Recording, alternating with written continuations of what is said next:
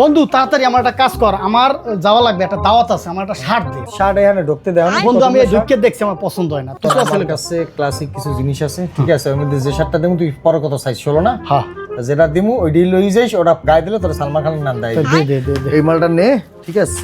এই দেখ এটা সাইজ 16। না বন্ধু তোর চয়েস ভালো, সমস্যা নাই, এটাই আমার দে, প্যাক করে দে। এটা কত? বন্ধু তোর জন্য আমি 1600 টাকা রাখতে পারবো। 1600 টাকা? এই 900 টাকা কইয়ে দেয়, যদি দেয় না দিলে 1200 টাকা কমে। বন্ধু এইটা না চিন্তা করি না, এটা কি 900 টাকা পারবা? সময় নেই আমার। 900 টাকা বেটা কিনতে পারছি, তাহলে আমি যাই যাই।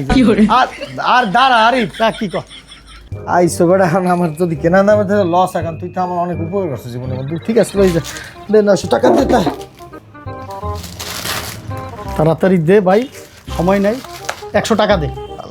আমি 400 টাকার মাল ধরাই দিচ্ছি 900 টাকা। ঠিক আছে বন্ধু।